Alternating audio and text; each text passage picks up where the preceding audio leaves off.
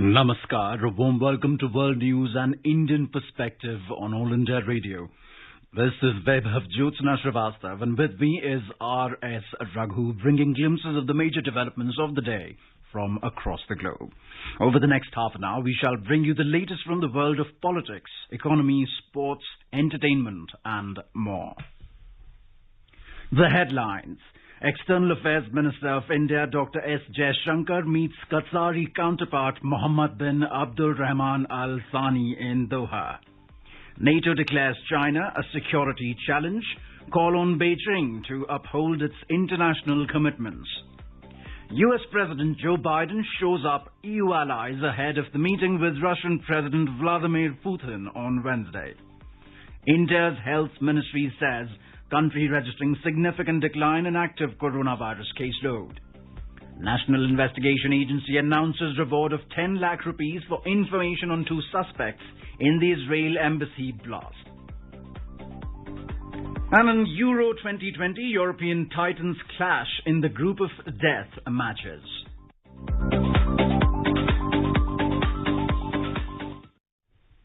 As many states are relaxing lockdown norms, we advise our listeners not to lower their guard as the COVID-19 pandemic remains a threat to our health. Please stay at home unless it is essential to go out and continue to follow the 4 simple steps. Wear a face mask, maintain 2 gaz ki duri for social distancing, focus on hand and face hygiene and get vaccinated. For any COVID-related information and guidance, contact the national helpline numbers 011-2397-8046 and 1075. And now the news in detail. External Affairs Minister of India Dr. S. Jaishankar on Tuesday met his Qatari counterpart Mohammed bin Abdul Rahman Al Thani in Doha. Both the leaders discussed bilateral cooperation and exchanged views on regional and global issues. This is the External Affairs Minister's second visit to the Gulf nation in less than a week's time. Earlier, on 9th of June, he met Qatar's National Security Advisor, Mohammed bin Ahmed Al Mesnev. He thanked Qatar's NSA for the Gulf nation's support and solidarity in India's fight against the COVID-19 pandemic. The meetings hold significance as they happen to be against the backdrop of separate interactions in Qatar involving U.S. Special Envoy Zalmay Khalilzad and Taliban negotiators. On Monday, Dr. S. Jaishankar concluded his 3-day visit to Kenya. During the visit, Dr. S. Jaishankar and his Kenyan counterpart hailed the cordial and historic relations between the 2 countries. Both the ministers positively noted the mutual desire to expand bilateral cooperation under the Kenya-India Joint Commission framework. They deliberated on the impact of COVID-19 situation globally and called for joint efforts to combat the disease as well as consolidate economic collaboration during the pandemic and post the COVID-19 period. They emphasized the need for equitable and affordable access to vaccines and ensuring treatment for all. Leaders of the North Atlantic Treaty Organization NATO have warned that China poses systematic challenges to the rules-based international order and to areas relevant to alliance security. The 30-member Strong Alliance issued a communique after a summit of NATO leaders in Brussels on Monday which cited disinformation and the rapid expansion of Beijing's nuclear arsenal as part of the threat. NATO statement for the first time has used such a strong statement showing the deteriorating relations between the West and Beijing in a sign to confront Beijing's military ambitions. The communique called on China to uphold its international commitments and to act responsibly in the international system, including in the space, cyber and maritime domains in keeping with its role as a major power. The communique pointed to China's coercive policies, its accumulation of nuclear warheads and sophisticated delivery systems. NATO allies also expressed their concern on the involvement of Chinese companies in critical infrastructure in Europe, such as in ports and via telecommunications company Huawei. On Tuesday, the Chinese mission to the European Union said NATO is slandering China and misjudging the international situation and its own role. It said it represents a continuation of the Cold War mentality and bloc politics. Meanwhile, US President Joe Biden tried to shore up its NATO allies and sought European support for his efforts to counter Russia ahead of his meeting with Mr. Putin. Mr. Biden will meet Russian President Vladimir Putin in Geneva on Wednesday. Speaking to the media ahead of the meeting, Mr. Biden said that it is in Mr. Putin's own interest in changing the world's perception of him. That President Putin concludes that there is some interest in terms of his own interests in changing the perception the world has of him in terms of whether or not he will engage in behavior that's more consistent with what is considered to be appropriate behavior for head of state. We should decide where it's in a mutual interest, in the interest of the world, to cooperate and see if we can do that. And the areas where we don't agree, make it clear what the red lines are. The Biden administration released the first ever national strategy for countering domestic terrorism. In a statement, the White House stated that it lays out a comprehensive approach to protecting the nation from domestic terrorism while safeguarding our bedrock civil rights and civil liberties. The strategy is based on 4 pillars. Firstly, it seeks to enhance domestic terrorism analysis and improve information sharing. Secondly, it seeks to prevent domestic terrorism recruitment and mobilization to violence. Thirdly, it seeks to disrupt and deter domestic terrorism activity. And lastly, the strategy seeks to confront long-term contributors to domestic terrorism.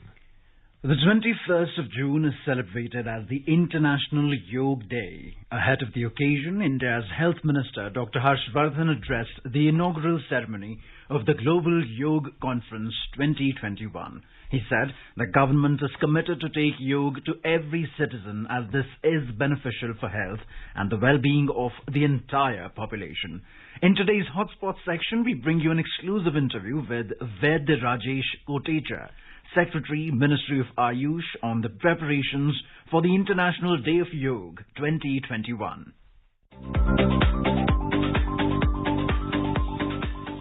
Yoga has been a way of life since ages. From our sages in the past to the generation next, over the years it has evolved as a pivot of healthy lifestyle. Besides physical health and well-being, it adds to mental and emotional health as well. Cutting across age, sex, religion and international boundaries, yoga today has carved out a niche for itself. In order to promote yoga inside the country and across the globe, Prime Minister Narendra Modi led the initiative of International Day of Yoga on 21st June 2015. Listeners may recall that within 3 months of India's proposal to make it an international event, United Nations adopted it with an overwhelming majority. Since then, it is being celebrated across the globe. Last year and this year, the event is being held in the backdrop of COVID-19 pandemic, and focus has been on yoga at home and demonstrations in virtual mode. This year, the International Day of Yoga kicked off with a high-quality online training program on common yoga protocol on 7th of June. To discuss more about the preparations and the message of International Yoga Day, we have with us Secretary in the Ministry of Ayush, Sri Rajesh Kotecha. Namaskar and welcome to the show, sir. Namaskar. Sir, International Day of Yoga is celebrated every year on 21st June. So what is the theme this year and the intent behind this? This year the theme is Be with Yoga, Be at Home. We all know that we are just coming out from the crisis of second wave of COVID-19, and still the public functions and large-scale physical demonstration of yoga is not possible.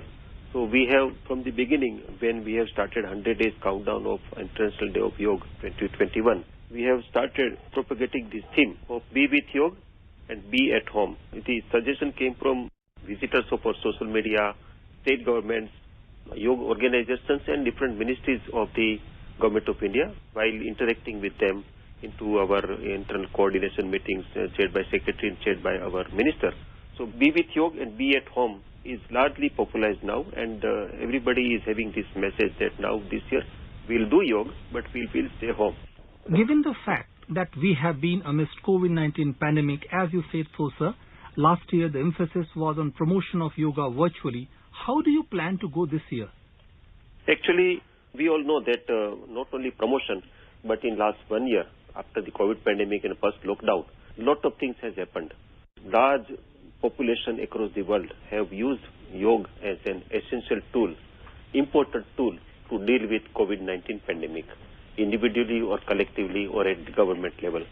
So now that we have a lot of evidences that yoga is very good, different types of yoga practices are very good for prevention and treatment of COVID-19.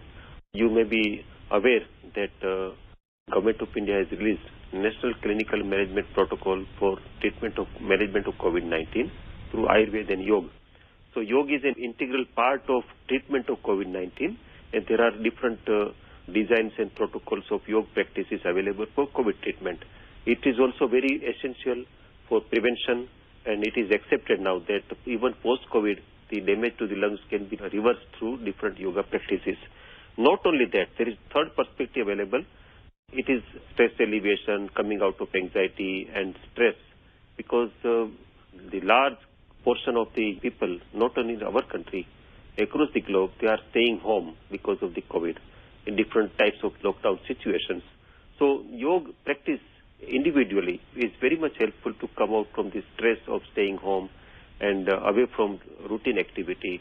So these three aspects, yoga is very much helpful, and we are propagating that as a part of International Day of Yoga 2021. Sir, we heard a lot about the Common Yoga Protocol and the Yoga Appreciation Program, which began on 1st of February this year. What are its aims and objectives? Actually, earlier we used to conduct the Common Yoga Protocol training on physical mode. So there were large training sessions across the country, across the globe through our missions. But because of this new situation, new normal, we have visualized how to scale it up. So we have created this virtual tool of appreciation program, which contains a 24-day of program of 36 hours. So there is a daily capsule available on our website and through our social media, and then shared by a lot of yoga institutions and a lot of other agencies and ministries and government, state governments. And this is very widely appreciated because staying at home, people can learn Common Yoga Protocol at their convenience, and it is only 1.5 hours a day for 24 days. So it is widely accepted, and then we have seen through our statistics that lakhs of people have used this yoga appreciation program to learn Common Yoga Protocol. So it means that it has really attracted more number of people to yoga than before, sir? True. Actually, our statistics is very impressive that, for example, in 2018, 3 crore people have participated in our country.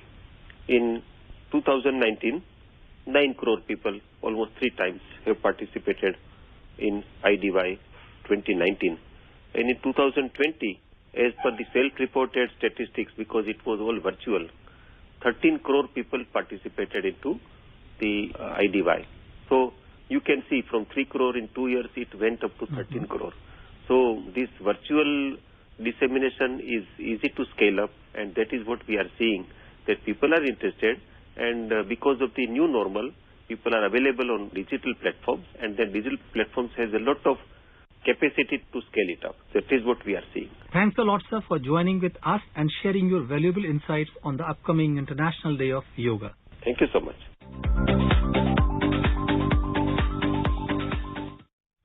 This is All India Radio giving you the world news. The centre is disseminating awareness of national helpline numbers for the benefit of citizens during the COVID-19 pandemic. The helpline number of the Health and Family Welfare Ministry is 1075.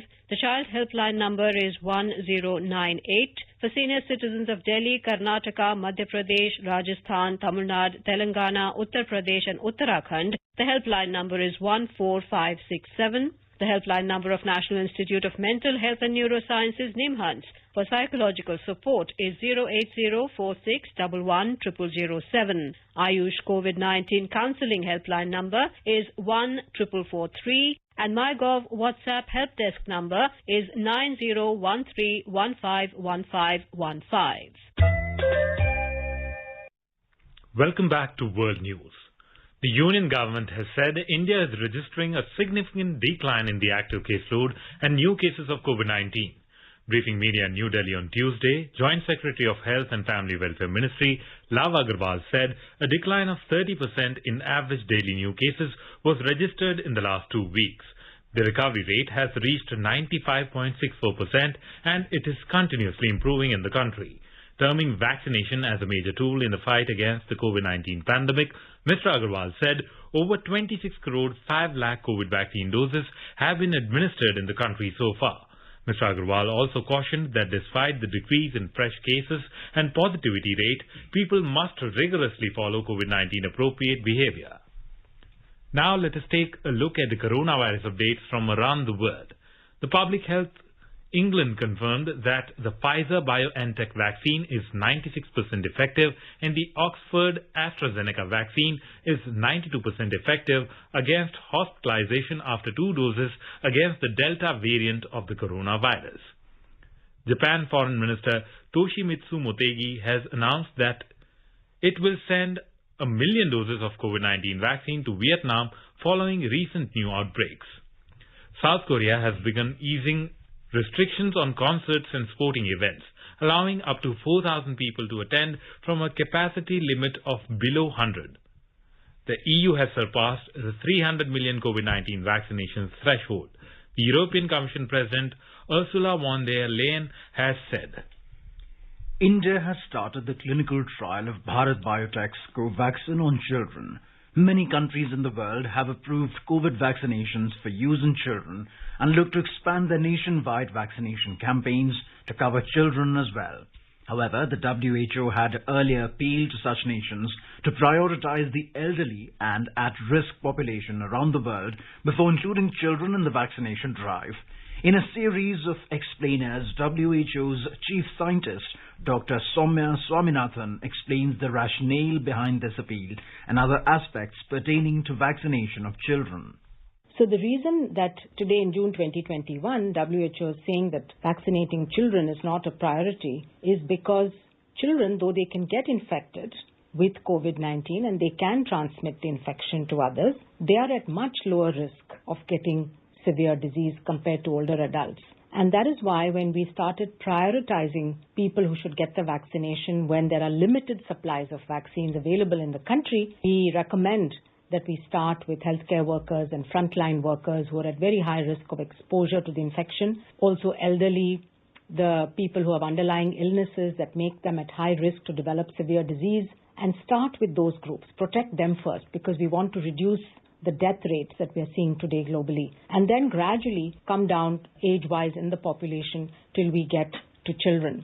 And again, while there may be some children who are at higher risk of getting the severe disease because of some underlying illnesses or vulnerabilities or comorbidities, those children potentially could be prioritized for vaccines when they become available. But children as a group form a much lower priority group.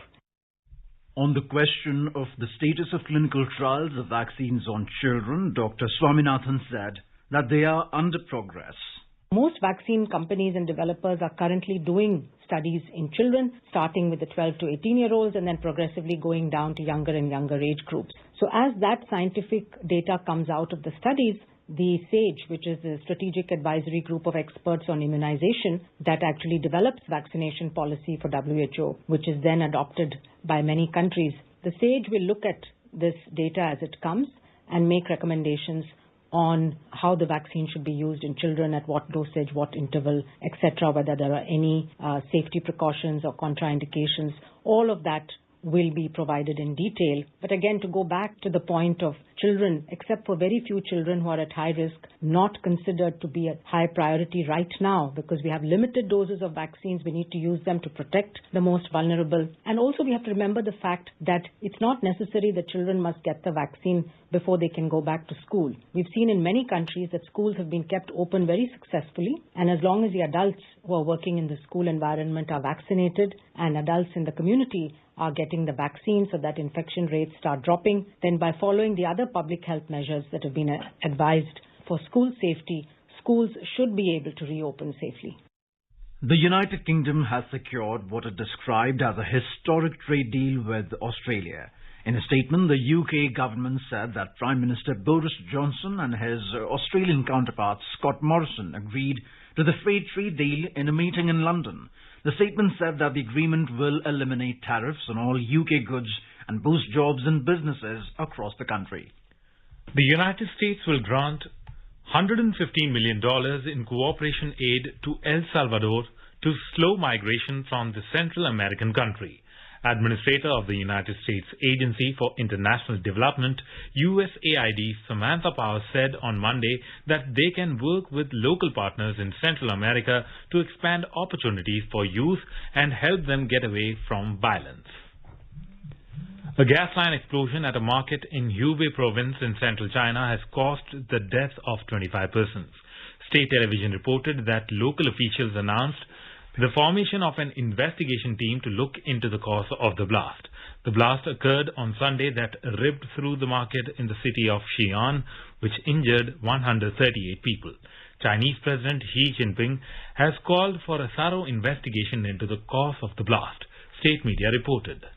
Swedish furniture retail company IKEA was ordered to pay a €1 million fine for spying on its French staff. The world's biggest furniture retailer was found guilty of improperly gathering and storing data on its employees.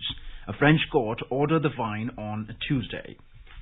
The National Investigation Agency NIA has announced a reward of 10 lakh rupees for information on 2 suspects in the Israel embassy blast case. The NIA released a video where the 2 suspects can be seen planting a bomb in the CCTV footage. On January the 29th evening, a minor improvised explosive device, IED blast of very low intensity took place near the Israel embassy on Dr. APJ Abdul Kalam Road in New Delhi. No one was injured, but some vehicles were damaged. And now, a report from the business world. Sensex at the Bombay Stock Exchange climbed 222 points, or 0.42% to finish at 52,773. Nifty at the National Stock Exchange also added 57 points, or 0.36% to settle at 15,869. In global equity markets, Asian stocks gained amid positive global cues. However, equity indices in China and Hong Kong, which opened after a holiday, logged losses. China's Shanghai Composite Index fell 0.9% and Hong Kong's Hang Seng declined by 0.7%. Japan's Nikkei 225 witnessed a gain of 1%. Singapore's Straits Times Index rose 0.7% and South Korea's Kospi ended 0.2% up. European shares were also trading up in intraday trade. Oil prices rose to hit multi-year highs. Brent crude was up to trade near April 2019 price levels. In intraday trade, Brent crude prices were trading around $73.70 per barrel. Back home, gold was trading 140 rupees up at the multi-commodity exchange for August contracts, even as gold prices in the international markets were down. Gold was trading at 48,660 rupees per 10 grams. Silver prices plunged 370 rupees to trade at 71,510 rupees per kilogram for July contracts when reports last came in. And in the foreign exchange market, the rupee weakened by 4 paise to finish at 73 rupees and 32 paise against the US dollar. Arjun Chaudhary for World News, All India Radio. India's overall exports, including merchandise and services, are estimated to be $98.29 billion in April-May of this year. The overall exports exhibited a positive growth of nearly 57% in the corresponding period of last year. The Ministry of Commerce and Industry has said that overall imports are estimated to be $104.14 billion in April-May 2021. It said overall imports exhibited a growth of 77.82% in the corresponding period of last year. In Sports Roundup, All India Radio brings you the latest news updates from the world of sports through the day. In the World Cup football qualifiers, India drew 1-1 with Afghanistan at the Jassim bin Hamad Stadium in Doha. India took the lead with Owais Azizi own goal in the second half. Afghanistan came back with a strike from Hossein Zamani. However, India qualified for the Asia Cup having secured third spot in the Group E. Ranked 105th in the world, India only needed to avoid defeat against 149 ranked Afghanistan to confirm the third spot behind leaders and Oman in Group E. India defeated Bangladesh 2-0 in the last fixture. The fifth day of Euro 2020 will see 2 high-octane clashes as Hungary will face the defending champions Portugal, whereas the previous season runner-ups France will face Germany. All the teams will look to get off to a good start in their campaign, and they will aim to get the crucial 3 points. All eyes will be on Cristiano Ronaldo in Portugal's match against Hungary. The star footballer is most likely playing the last Euro of his glorious career, and he will look to bring his best to the table. The score was 0-0 at half-time when last reports came in. France and Germany will face off shortly in the second group of death clash at the Euro 2020. Both the teams are favourites to go all the way, and it will be interesting to see how they kick off their campaign.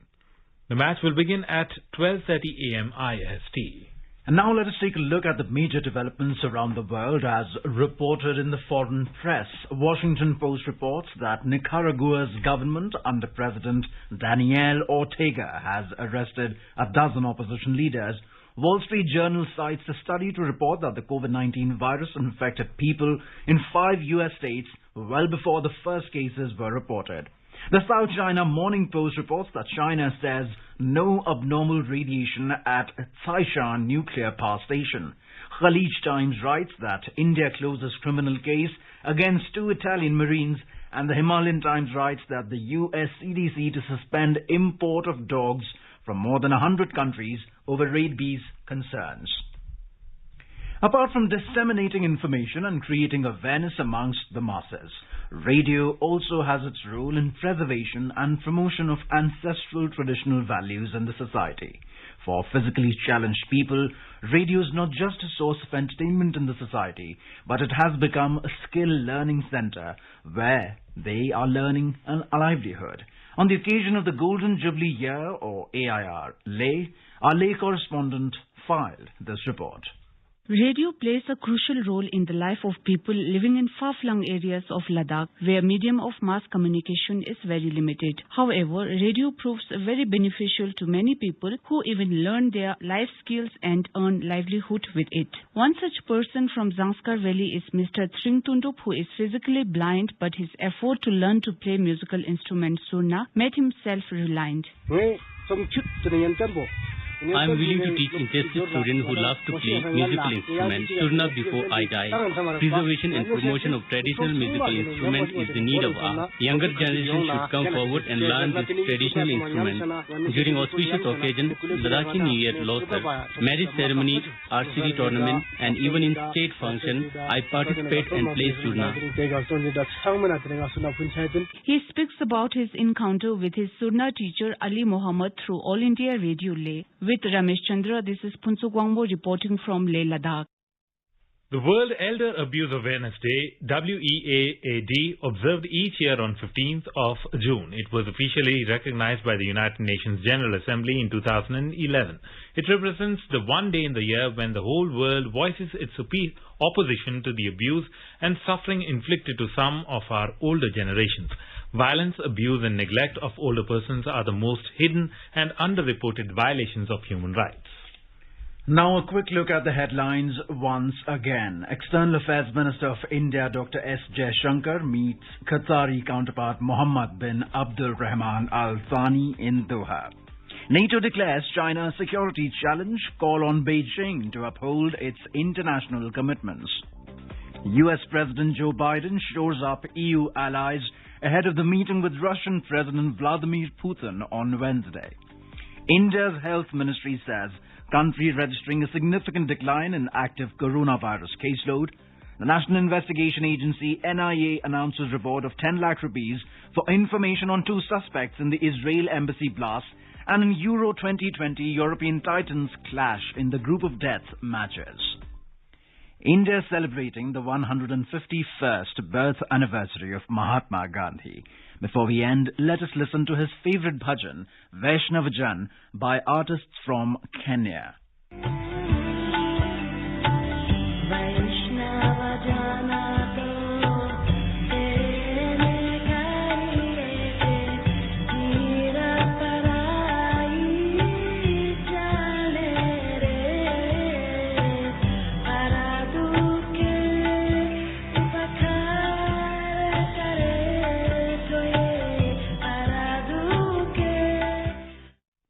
And with that, we end this bulletin. We'll be back at the same time tomorrow with the next edition of World News.